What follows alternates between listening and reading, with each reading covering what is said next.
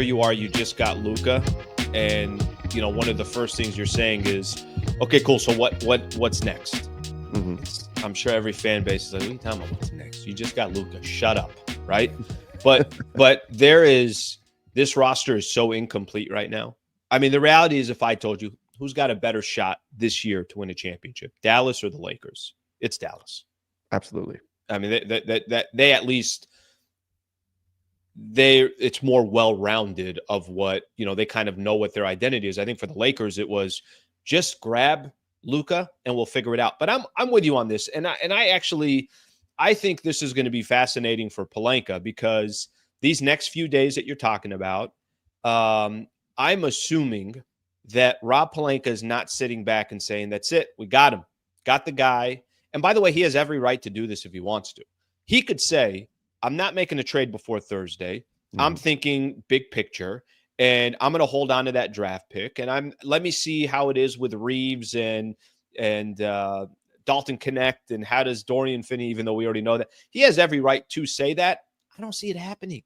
They got too many holes on the roster, and I think there has to be this kind of competitive juice to say, I got Luka, I got LeBron.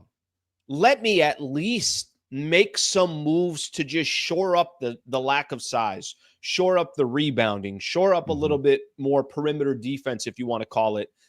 I'm not telling you they got to go make a blockbuster move, but wouldn't you feel like if they got to Thursday and they did nothing else, it would feel incomplete's not the right way to put it, but a little bit of like, just give Luka and LeBron somewhat of a pathway to see what these two greats can do together for that playoff 100%. run. 100%. Yeah. You've got to make those moves right now. To still not give LeBron a chance to win in the postseason, which is the way the team is constructed right now. Jackson Hayes is the only center that's on a regular contract. You've got a couple of guys. You've got Christian Koloko. You've got Trey Jemison. These guys are on two-way contracts. They're not even playoff eligible because they're on two-way contracts. You have one center on your roster. You have to fix that. They needed a big before the AD trade. Now they really need a big. And I know they got Maxi Kleber, but he's hurt right now. And who knows, he's probably more 4 than 5 also. But you need to go get a big. But if you do that, you're at least still being able to tell LeBron, hey, you've got a chance here. You've got a shot. You've got you two, Luka, LeBron. Let's see what we can do to go make some magic in the postseason. But you've got to round out this roster. And that's why it's such a clear need for the Lakers now, exactly what they have to go do, that it would certainly be disappointing to see them not make another move by Thursday. And I also think now we're talking about future picks. Now I'm not as hesitant to give up the 2031 pick, because now you've got Luka in the fold, and he should still be around. And we could talk about his contract and what that's going to, entail and all of that. But now I think you've got to be even more aggressive with that 2031 first and go get something done. Go land a big, go find somebody that can play the center position for you. Ideally, find some more guys that are defensive-oriented players that can also shoot from a bit from the outside, because that's going to be it's not rocket science. That's the build around LeBron and Luka. It's guys who can defend and guys who can shoot the three. That's what you're looking for now. Go get a big, and then you know what? LeBron, Luka, roll them out there on the floor and let the chips fall where they may. But I think you can give this group a real shot at doing something in the postseason this year. It's not just about the future. You just got to make sure you land that big.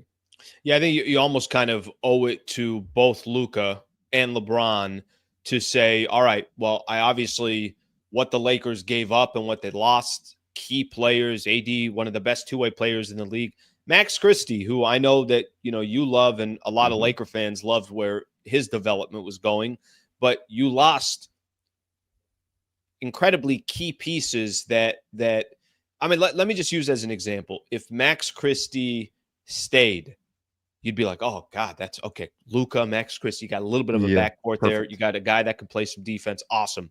If they got a different big back, not Kleba, because Kleba's injured, you'd say, okay, there's a little bit of size, but they didn't get that stuff. So I would be, I would be disappointed if we got to Thursday, but I genuinely believe this. And I love what you said about the 2031 pick.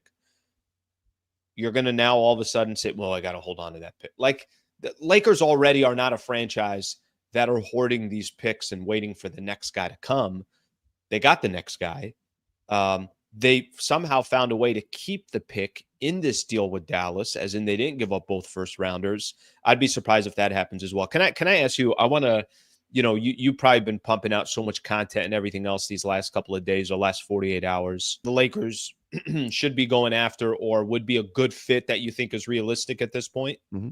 Yeah, so I think that in terms of skill set, you're looking for, particularly at the big position. I mean, that's the biggest thing. You have to get a center, maybe multiple centers. You may need two, but you need to get a starting quality big man. And so we're looking at some of the names that are out there. Atlanta's Clint Capella, who has now been moved to the bench behind Onyeka Okongwu. He's an interesting one. Nikola Vucevic, I think he's very available with the Chicago Bulls, who already moved on from Zach LaVine last night.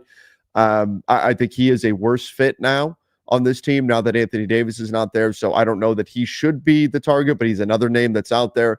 Jakob Poeltl would be a favorite of mine. Miles Turner as well. They're more difficult to get, but those are two guys I'd be very interested in if I'm the Lakers. I think Walker Kessler, you could argue, may even be a better fit with the Lakers now, but Danny Ainge is Danny Ainging and wanting insane things for him. But how much, just out of curiosity, will it hurt now that they only got one first rounder?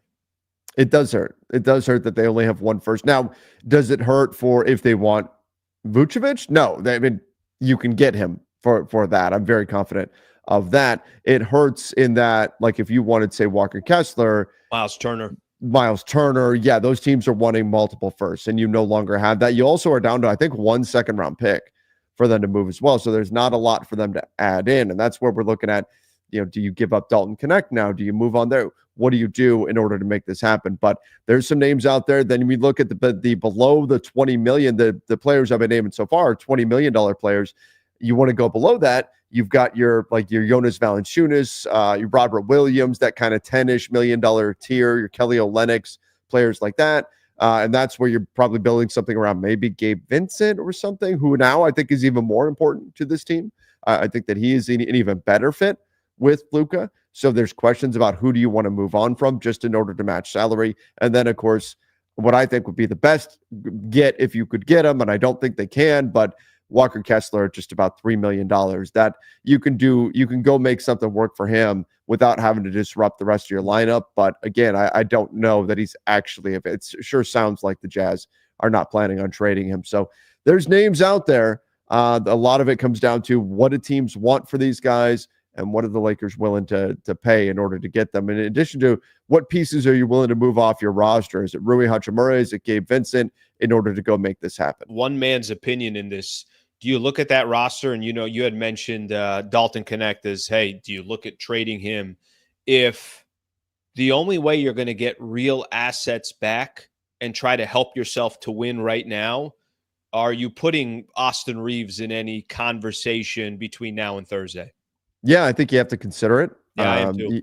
You have to consider it, and he's still a great value. I'm not saying you give him away. I'm not saying you just say, oh, Clint Capella for Austin Reaves. Let's go ahead and do that. No, you've got to, it would have to be significant, the player that you're getting back, in order to give up Austin Reaves. But I think you now have to consider that. I think you have to consider moving on from Dalton Connect. I think if the opportunity was there, I would have put Dalton Connect in that trade instead of Max Christie, and I would have helped him and kept him. I don't think that was an option for the Lakers, but if that option was there, I would have done that. And I think you need to seriously consider moving on from Dalton Connect here at the trade deadline. You also need to seriously consider moving Austin Reaves to add pieces that are going to fit this roster, because it is a bit clunkier of a fit now with both of those guys. All right, if you enjoyed this clip and you want more, just subscribe to the channel. Monday through Friday, 8 a.m. to 9 a.m. is the Sliwa Show. And then after every Lakers game, post-game show right here.